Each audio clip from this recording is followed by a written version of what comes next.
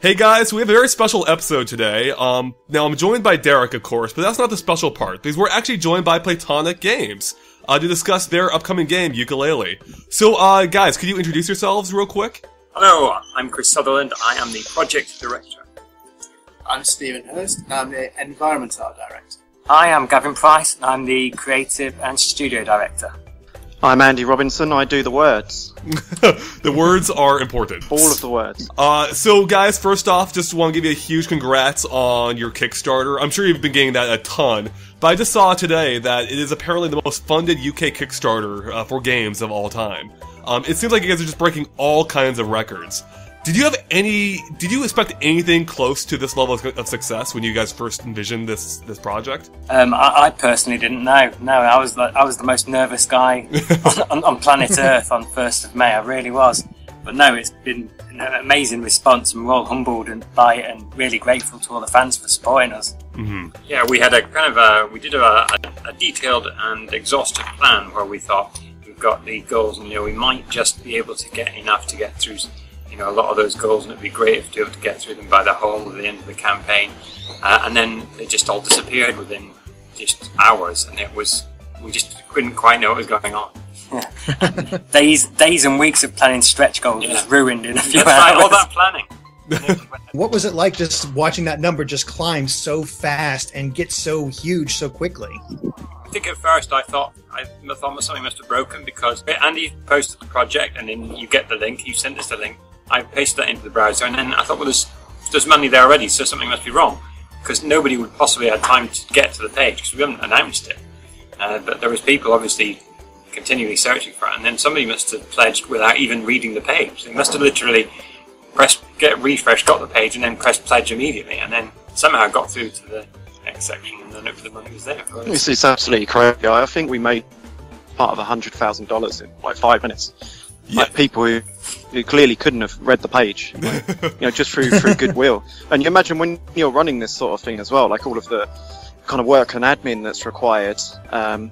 Like I was too busy, making sure that it was all posted up on our social channels, and everything was working.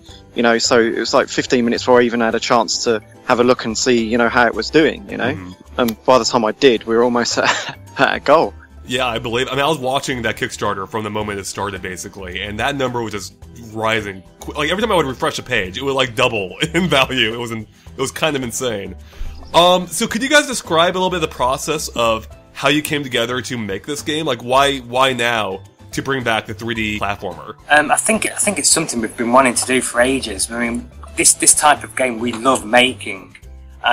We don't just want to see it out there just because there's nothing else out there like it at the minute. We love making this game, and we love making games in a particular way. Mm-hmm. And so when myself and Chris left Rare last year, we'd known a few of the guys. We've been having these conversations with each other for a couple of years, saying, wouldn't it be great to go and do this? And it was just a matter of waiting until all the pieces of the big people-shaped jiggy puzzle had come together and was ready. Well, and speaking of which, actually, so I believe it was a couple years ago now, there was a Twitter account, if I'm saying this right, I think it was Mingy Jongo, that first teased the possibility of a Banjo-Kazooie successor, or spiritual successor, from the team that made the game. And then about a year ago, Grant Kirkhope, who was involved with that, said the project was dead. Of course, now we have Yooka-Laylee, and very much alive and well. So, how did that work out? Like, is this still the same project the entire time, or is this a completely separate idea from what was going on then? I mean, I suppose the easy answer is that the original kind of Mingy Jongo idea was just that. It was an idea. Mm-hmm. It was a discussion that kind of evolved, perhaps you'd probably say, into this. But as the guys will tell you, it was never a physical thing. There was never a team there working on a game. It was just a dream, really, that's evolved into the Playtonic and Yooka-Laylee. Yeah, it gave us the confidence to forge ahead, because we saw the reaction that that Twitter account got, and it was like, wow, this is great. There's loads of people out there who think like us. So yeah, and then it was just like I say, it was frustrating, because if we could have done Playtonic a couple of years earlier, we would have tried to, but no, we had to be patient, and hopefully that's going to work out all for the best. Right. It definitely seems like it will be. I mean, how is it working as a small team now instead of at a larger company like you guys were before? Oh, it's brilliant. It's so much more creative and collaborative, and faster to get a game up and running. I mean, you've seen what the game looks like in the Kickstarter video, and that's a little under 3 months' work for 6 guys. And it's that way. It's because we can just quickly, rapidly dive into Unity, get ideas, prototype, tested, played, and we don't have this massive chain of command to sign ideas off, or art directions, or feature lists, or anything like that. It's all a result of exactly what we as gamers and developers ourselves want to get in the game and see it happen. Mm-hmm. It's brilliant. We all love it. We trust each other as well, because we've done this type of game before in the past. It's like, I don't have to say to Steve Hurst here, "Hi Steve, I'm not sure you can do a good looking level. Could you give me a gigabytes hard drive worth of concept art before we trust you?" He's like, no, he just gets his head down and starts killing the frame rate with his iPad. Well, I mean, if you're going to evoke the 64 era, platformers, you really have to, right? You have to get those frame drops in there. That's authentic, yeah. Yeah. Well, speaking of the team, one of the goals you set in the Kickstarter was to expand the team to something of a 15-man N64 size one. Are you guys going to expand more with more industry veterans, or are you going to try to scout some newcomers as well? I think one of the most important things we can do is kind of get people into the company who think like us. They're, kind of the opposite to what a hardcore AAA kind of developer is kind of forced into thinking. We want someone who just comes in and breaks it. So we know there's some people in our past who already think like us, and then we might inject some new blood, because one of us, we might need an organ one of these days, how hard. And so we need some younger people too. But it's all about how they want to create games. If they want to create games the way we want to create them as well, they're the kind of people we're interested in. Mm-hmm. Well, speaking of younger people, so I grew up playing Banjo-Kazooie. Like, I was, I think, 13 when that game came out. And I was a huge fan of Rare growing up, of course.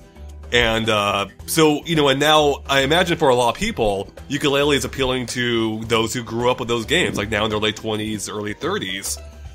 So I was wondering, is that a factor when making this game? Like, are you building it to appeal to the older fans, or are you aiming for the same demographic that you did when you were making the original Banjo-Kazooie? I'd say that we do keep in mind that we want to keep the things that people loved from the past, so we definitely want to keep those elements in there, so we kind of know what those are. But also we want to make sure that there's things in that just don't make it feel like we're going to bring out something that feels out of date. So it's going to be having modern elements as well. So I suppose we do keep that in mind. But I think from the feedback we've seen, we're pretty much hit the nail on the head of the kind of direction we're going. Yeah, we're trying to get more young people into playing games like Yooka-Laylee rather than maybe match 3 puzzlers. It's like, no, be more like us. So yeah, it's definitely we want to. Maybe in 20 years' time there'll be a Kickstarter for all those grown-up kids who have fond memories for match 3 puzzlers. Oh God, jeez. Oh, I hope not. Scary thought. The Candy Crush spiritual successor. Oh, we have like 20 already, if not more. Yeah. So we're definitely trying to hit like gamers our own age and make the game still accessible and inclusive to gamers coming through as well, because we think it's a great introduction to gaming. And we do see a lot of messages from people saying, I never actually played the original Banjo games, but I'm really excited for Yooka-Laylee. So that was my wife. So I think you mentioned trying to modernize the game. So I was wondering, if there were any specific parts of the game you were looking to update. Like, I guess if you went back and played did you guys replay Banjo-Kazooie as research for this? And if you did, was there anything you wanted to specifically improve from that game moving forward with Yooka-Laylee? Yeah, I think mechanically the game still plays really well. I still had a lot of fun replaying through it recently, and so last year when I was, in the process of setting up Playtonic behind the scenes and I was playing a lot of Banjo, I had a lot of different thoughts on, well, what would we have been doing differently now if we'd have been making 3D platformers, all this time? And small elements like trying to make the game less linear, more replayable, was on my mind a lot.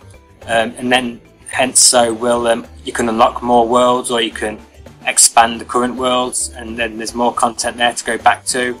Make sure that the spread of moves are more playable over all of the worlds. Usually in a game like Banjo, you get through to the end, and the moves you're learning later on, they're only ever used right at the end of the game. You can't really go back to the other worlds and use them. So we were thinking of that as well. And just taking advantage of the horsepower improvement in engines as well. To make sure we could do all the familiar things that people loved about the games back then. Make sure we can do them in a slightly new, twisted way, and then scale those ideas up, just to keep everyone on the toes all the time. We really want to surprise people with this. It sounds great. How exactly are you guys planning on expanding these worlds? Are they blocked off initially and you unlock them, or do they actually appear as you collect all the pages? I think there'll be a variety of ways that we do it, really. Yeah, I mean, for an example, the level that you've seen, the jungle level with the floating islands, we could have a mechanic where another island might appear into view, or maybe the level might flip upside down and you'll have a separate bit on the other side of the island. And other things, you might have an inkling that there's something there, and maybe it solidifies and comes into being when you collect the pages or something. This is probably going to be a mixture. Again, like Gav said, we want to surprise people, so it's not always going to be the same way that we expand things. But it gives people a good reason to go back and see the worlds before. But if there wasn't anything new or interesting going on, then it would kind of feel a bit like backtracking, and the game was being padded out a bit, which we completely want to avoid. We want it to be like, no, I can't wait to go back to that area with all these new abilities I've learned since, and re-explore that area and see new things too.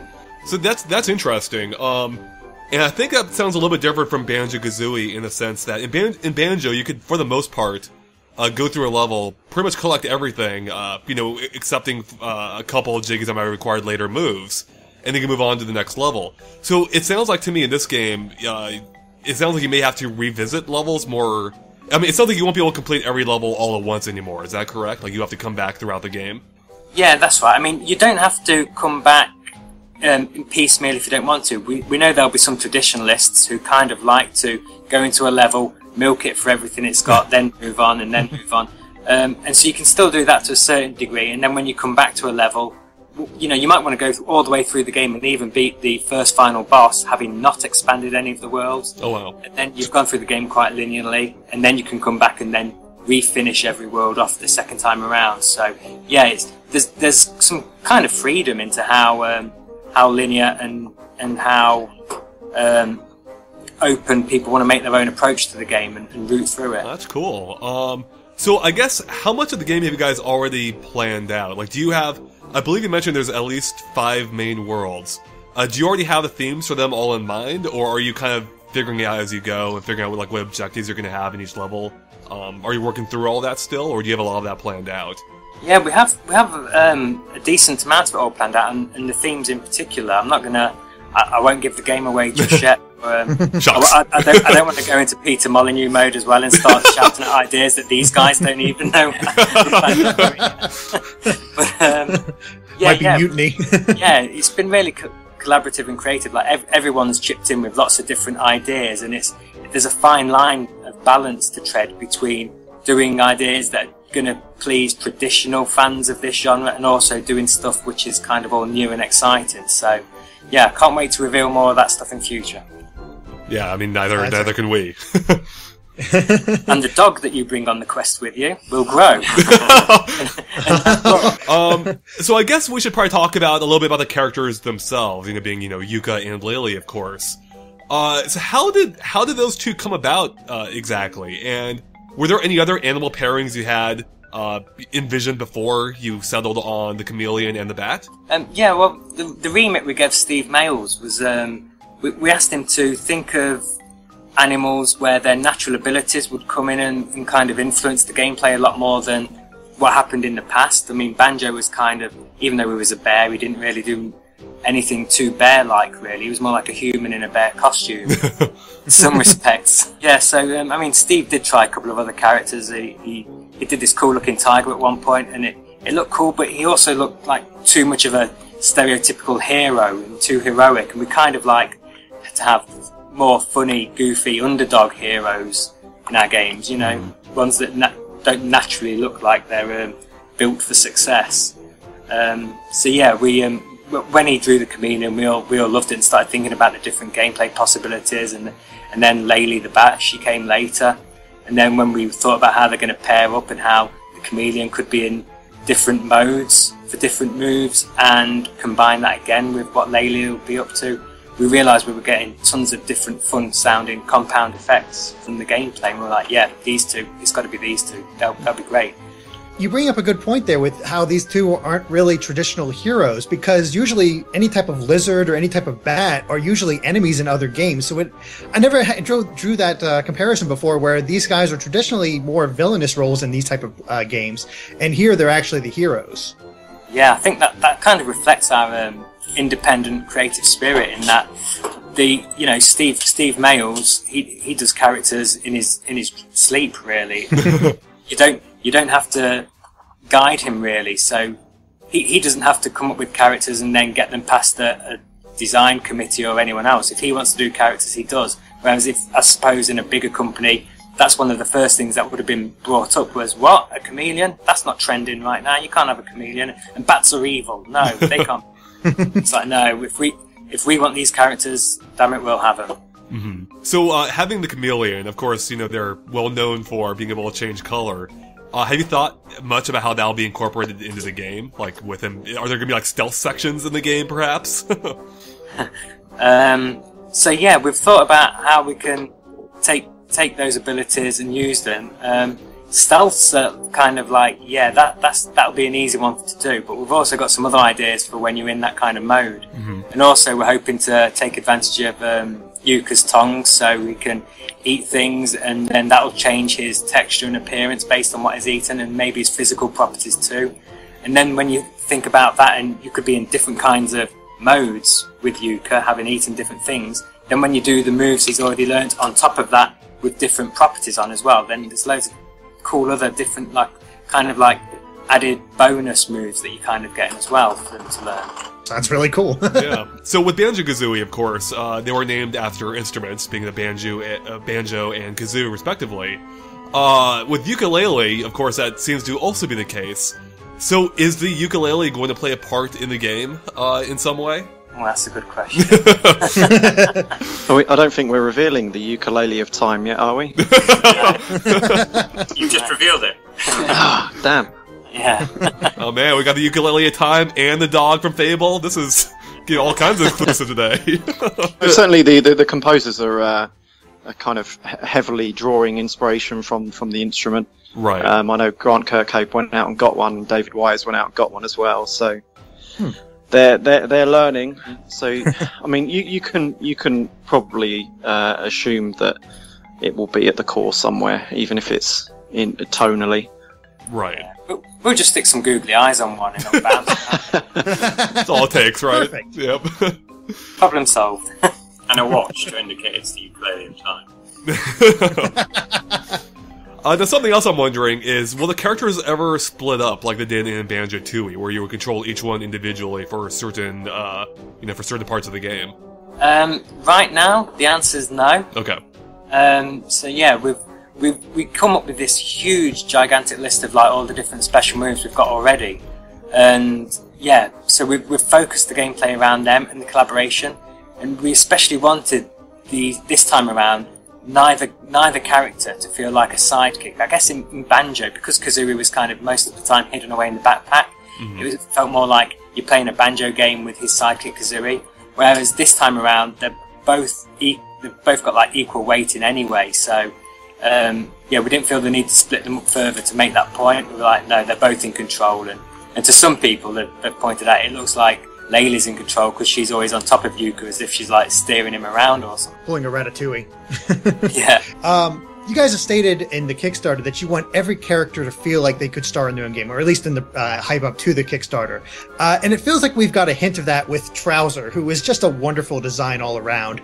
But is there any fear that you're getting ahead of yourselves with, something of this scope where every character could be their own game?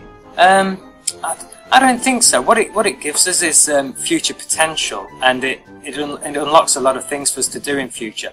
It was kind of born from the idea that when we discussed what Rare meant to us all in the past, we all were like, wow, Rare always did great characters, great games and great gameplay, but wasn't it a shame that not more of those characters appeared in each other's adventures and did more things, and you could kind of flesh out more stories from all these different characters from different angles and perspectives. So when you're starting out like from scratch, how we have with Playtonic, we thought we've got to try and build for that potential right away from day one. Otherwise, if we try and do it later on, it might be a bit forced, and we might end up breaking a few of our own rules, which we didn't want to do. So, yeah, it's a bit more of a logistic nightmare for us up front, but we'll take that hit on behalf of the fans, and hopefully it'll pay dividends in future games to come. Mm-hmm. Oh, I'd love to have a game featuring Trouser. Right? As soon as I saw that design, that was just wonderful. I was like, yeah, I want to play as him. As long as it's not match 3, maybe we'll give him one. Now, speaking of trouser snakes, that is a great, that to me, it seems like you're aiming for that similar style of Banjo-Kazooie humor. I wanted to know if that actually was the case. But Banjo-Kazooie, it felt a little bit Pixar-esque in that, on the face of it, it appeals to everyone, it's family friendly. But there were some more mature jokes or themes to it as well. Are you aiming for the same thing here with Yooka-Laylee? Go on, Andy. Oh, I think you hit the nail on the head with the Pixar reference, basically. I mean, that's what when we think of this game, and earlier on you were talking about which audience we're going for, we think of Pixar and we think of The Simpsons and these kind of, this is an outdated term really, but family entertainment, like entertainment that appeals to different generations. Like, adults might get some jokes, kids might, enjoy other jokes. We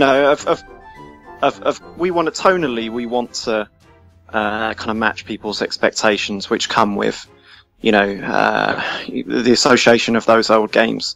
But we're aiming for an E rating or a variation of the E rating, so you can count on it being a family game. But knowing the team like I do, I'm sure they're going to do their absolute best to get away with everything they can without the SRB coming down on us. Definitely. In that past, it was like a badge of honour to try and be the team member that got something pulled from the game by the show.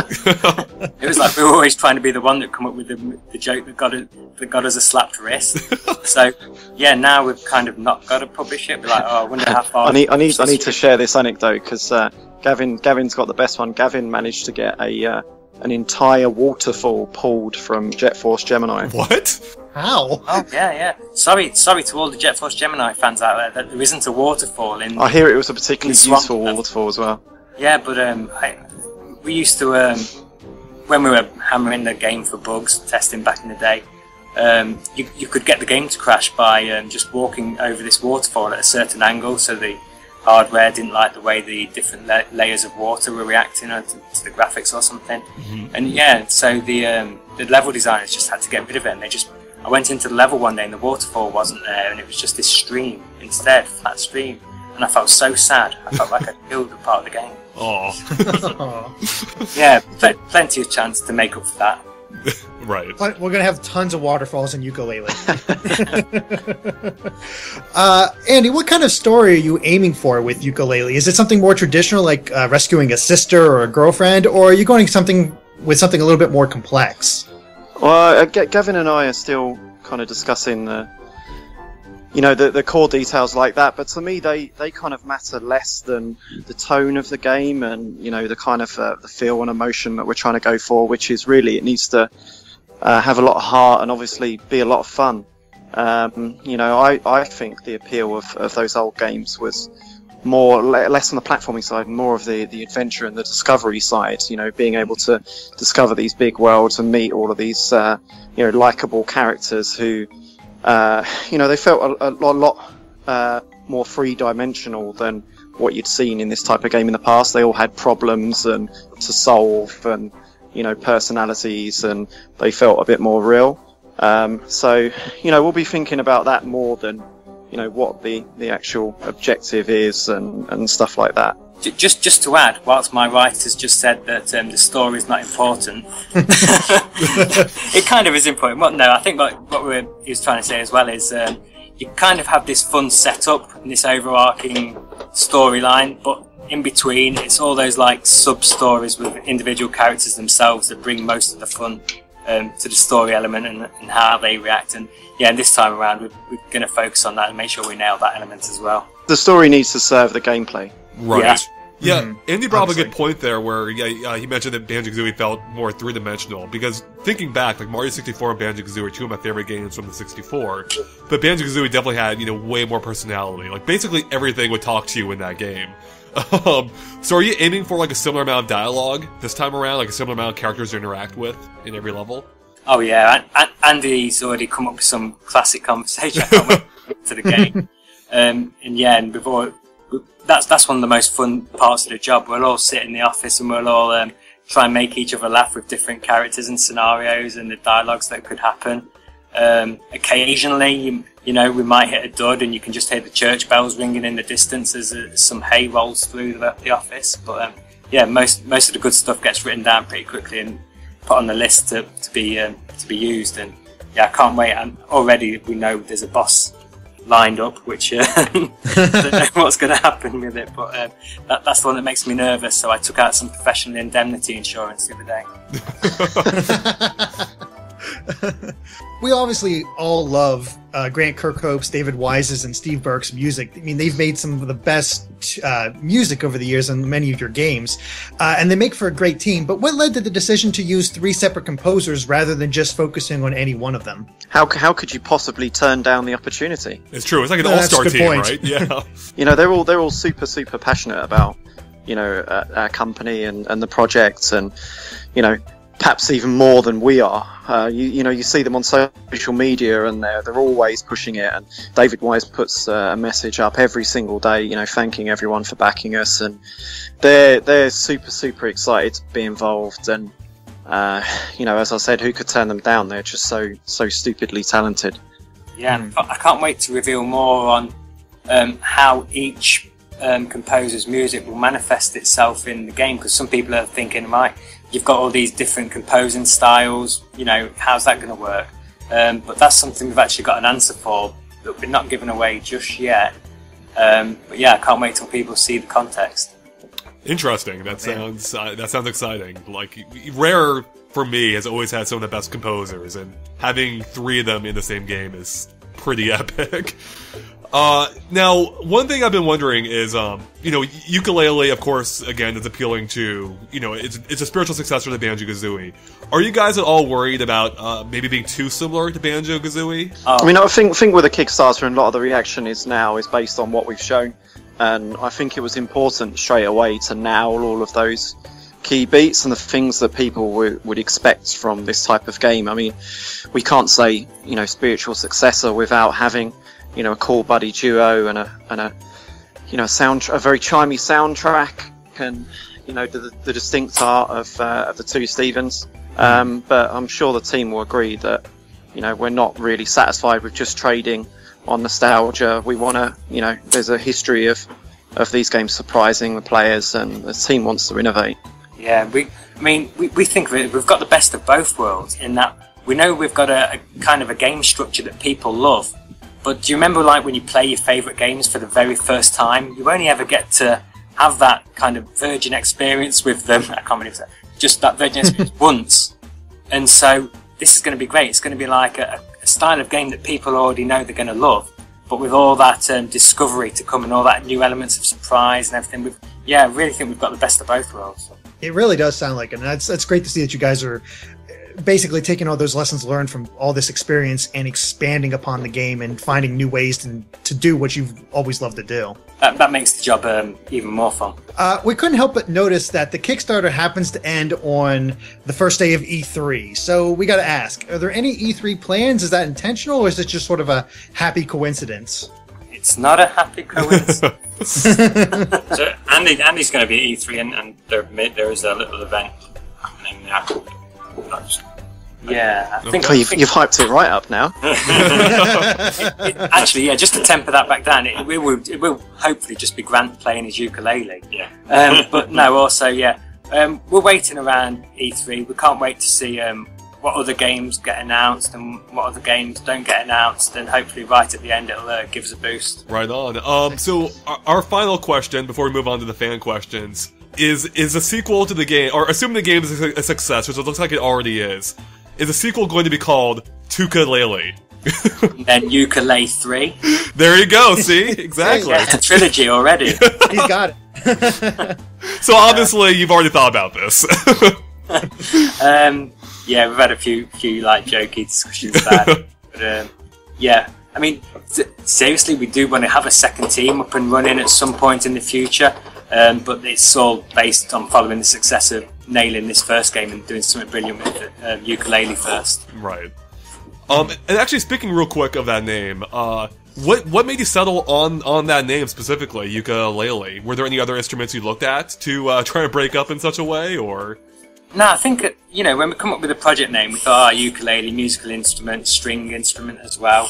And then we looked into the definitions of the names when we broke them down into their own words, and so it kind of made fun sense. And it was one of those lucky things, really, where unintentionally it all just seemed to come into place and fit together. Mm-hmm. So yeah, I'll hold my up. We're not geniuses. We got lucky on that one. I think some people might disagree with that, but so we're not naming geniuses. Have you seen what we call things? Like pages. You just add any vowel onto the end of any other noun. That's how you make a character. Fair enough. Giving away secrets. Everyone will be doing it now.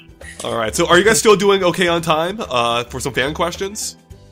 Oh yeah, definitely. Yeah, all right. Awesome. Great. So we'll just go. We'll go through these just one by one. We only have about 10, or I think 15 or so fan questions. The first one, the most common one we got this one from like probably dozens of people. They are asking, will the main villain speak in rhymes like Gruntilda from Banjo-Kazooie? Will the main villain speak in a rhyme?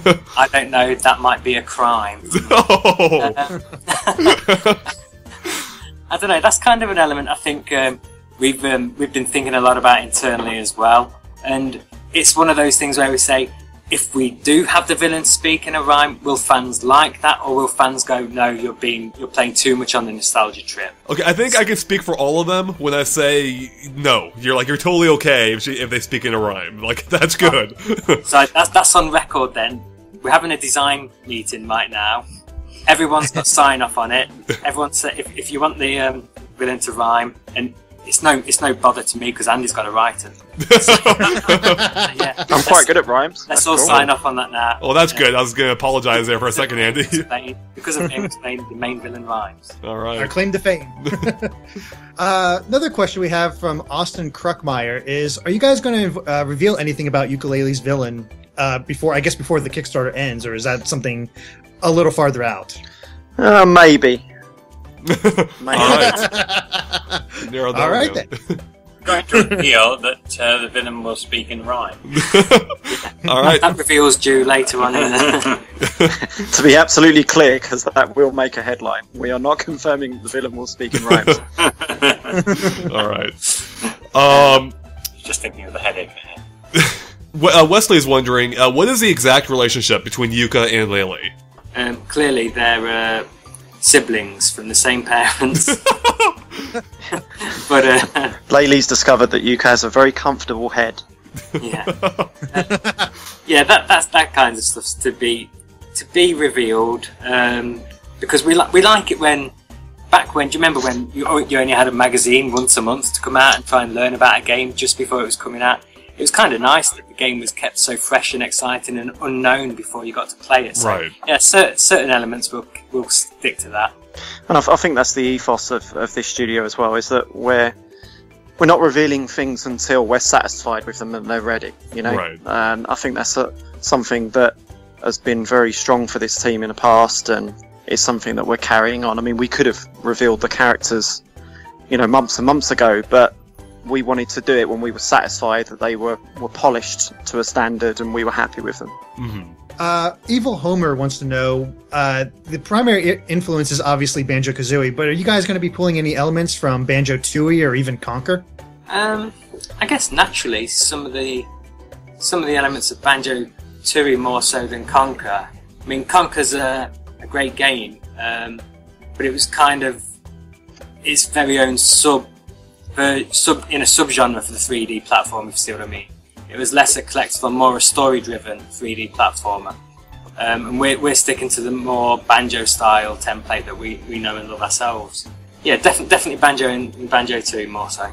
Uber Ann is wondering, they mentioned that to them, Yuka looked a little bit feminine at first, and they were wondering if you ever considered reversing the genders of the characters. Steve Mayles isn't that so clever or that brilliant. No, when he like kind of just gets his head down and he just goes into this kind of trance, and then something appears in front of him on paper, and then I don't think he ever really thinks about genders like that. He just thinks about the characters and the personalities more so first, and then genders come from that. Flinch wants to know, will the Jinjos have a spiritual successor in some way? So that's another conversation we've had, and I don't want to be the guy who just keeps saying no comment right now. More will be revealed in future. But I kind of liked the Jinjos in the original game because they were like their own unique gameplay proposition. They were like this cool audio-driven puzzle where you'd hear something around you, and then as a collectible, it was different to all the other collectibles where they were like, all the other collectibles are sat on the level going, hey, pick me up, I'm here, you can see me. And the Jinjos were kind of like, you heard them before you could see them. You're like, where the hell's that coming from? Find that guy. So I like the kind of gameplay they introduce, yeah. So we'll probably do something in that spirit. All right, great. Chris Niosi is wondering, since Banjo's original level count had to be cut down to 9, how many levels are you looking to create for Yooka-Laylee? So I know you guys mentioned already, I think 5 at the minimum. Have you locked down the exact amount yet, or is that like flexible depending on how development goes? So yeah, there's some flexibility, I'd say. I mean, the hub world itself is going to be more than what a hub world in a Banjo game has been in the past. It's going to contain a lot of its own cool gameplay and elements, and be a bit more of a navigational puzzle to it, based around the abilities as well. So yeah, we've got some flexibility, and we've already got some really nice ideas of what we'd like to do. I mean, the worlds are all contained in books, and then we've been thinking along that theme as well of, well, what if you could have individual chapters or short stories appear as well throughout the game world? So, yeah, we'll see what happens. And obviously the thing to keep in mind is we've said we've got more than 5 worlds, but obviously you'll be able to expand each of those 5 worlds as well. Right. Mm-hmm. To touch real quick on the hub world, I think Gruntilda's Lair for a lot of people was very memorable and how expansive and how much there was to do in it. It basically was its own world unto itself. Is there anything you're looking to do different this time around for the hub world as opposed to Gruntilda's Lair in Banjo-Kazooie? Yeah, so Gruntilda's Lair was, I think it was a great hub world. It's like more of a corridor-driven hub world, where you progress through areas, and then you'd go down corridors, and then there'd be a slightly open area where the next bunch of levels were accessed from, and then you'd go down the corridor again, and you'd progress deeper into it. This time around, we'll have elements like that, and we'll also combine it with a bit more of a playground feel, a bit more of a, I can see quite a bit more of the hub world to begin with, and go and try and do different things and try and achieve different challenges in there. Elias would like to know, what made you decide whether Yuka and Laylee should or shouldn't have worn clothes? I feel like this is a question you guys get a lot, because you guys mentioned a lot with Trouser how, hey, we put trousers on them, so there you go. Yeah, we did try a whole set of different clothes on the characters, and Steve put a whole set of different ones on, and we looked at each one, and we kind of just felt that it was kind of giving them a bit of a look like they'd just come out of a video game from 15 years ago, that we just felt like it wasn't suitable. It just felt a bit naff, really. It didn't really feel like they fitted. So he just took all the clothes off again, and we thought, yeah, that's right. So, yeah, the online conversation really, accurately mirrored a conversation we had about 2 months prior ourselves. Oh, wow. Yeah, and as Chris was just saying, we tried a few things and everything just felt like, hang on, we're putting them on because we're saying they should have clothes on, rather than we had this cool natural idea of why they would have already had clothes on. So, yeah, we let Steve go with his heart, and yeah, this reflects Steve's modern day approach, I think. And I guess as a chameleon, it wouldn't make a ton of sense for him to be wearing clothes, because that would kind of ruin his color-changing power, right? Yeah, the stealth sections where you just see a pair of yellow shorts bouncing along the level would have been a key giveaway. Yeah, right? Just put googly eyes on his chest and he just moves along with the googly eyes. Yeah. Alright, so apparently a lot of our fans are pretty nosy, because Kiyoshi wants to know if there are any other gameplay features that you haven't talked about yet that you might be able to reveal. Anything unique that you're doing that you haven't yet talked about. Yes, there are. There we go. So we might be able to reveal. Yes. Long answer, yes. Alright. No, I don't think many people have talked about the arcade machines yet, which we mentioned in the Kickstarter. I've not really seen anyone talk about that. Oh, that's a good one. Yeah, it is a good one. But we're gonna have this arcade machine system where we'll be able to hide kind of more retro, different style of games within the worlds. I'm not sure if we're saying too much about that, but that's something that's not really been picked up on much. Yeah, I was actually a huge fan of... Well, I'm actually one of the few, apparently, huge fans of Nuts and Bolts. And there was the Klungo's Arcade, I believe. The Klungo's Arcade game there. And I had a ton of fun with that. The DLC was brilliant as well. Yeah, exactly, that's right. So that actually did appeal to me. Like, I love the idea of having these retro games in there. So, can you guys say whether they'll be... Like, will they be based on... elements within the game, or will they be like, will they start their own characters and be their own unique thing? They'll be kind of more unique, their own thing. Okay. Yeah, who knows? They might even become their own series in future. Wow, yeah. That was just me throwing something out there, an idea right now. Right. I'm just gonna have to bear with me. I'm writing it down now on the post. But yeah, there could be. We think it'll be quite kind of fun and surprising for the player to. They'll know that these arcade machines are there, but they don't quite know what's going to happen when they approach them. Who knows? Might stick eyes on one and it'll attack you. Oh, man. All right. We also have Nick, which it looks like it's our final fan question. He wants to know, if the game sells well, do you have any plans to take on other genres? We talked about sequels, but I guess he's talking about, like, I don't know, a different genre for featuring one of these characters, or each character has their own type of genre, or are they all going to stick to platforming? No, I mean, a big thing about the time we worked at Rare and what we loved and embraced about it most was we could attempt any genre we wanted back then. And so, yeah, definitely we're going to try other genres too in future. We're massive fans in a few different genres. We know we're going to have these great characters to leverage, and yeah, we can't wait to see what characters we put in what scenarios in different genres. And yeah, that kind of creative freedom, something we've craved, that we don't want to be a single genre studio. Well, that's exciting. Yeah, I mean, that was one of the things that was great about Rare back in the day. Is it seemed like every game you guys did tackled like a different genre, and it would often be the best one in that genre. Yeah, sometimes it made new genres. Like a game like Blast Corps, for example, was great fun. There's nothing like it before. So yeah, when's the Blast Corps spiritual successor coming? Right after the trouser match-free puzzler. Awesome. All right, well, I think that wraps up for us here. So I just want to say thanks again, guys, for joining us here. This was a great discussion, and I think I speak for everyone at GameXplain and probably in general that we are all super excited to play more of Yooka-Laylee, or to see more of Yooka-Laylee. Oh, thanks for having us. It's been a pleasure. Yeah, thanks very much. Thanks a lot. Thank you very much for your support. Absolutely. Yeah. Oh, of course. All right, guys, and of course, be sure to check out the Yooka-Laylee Kickstarter on Kickstarter. There'll be a link in the description below. Give that a click and definitely check it out. All right, thanks, guys. Bye.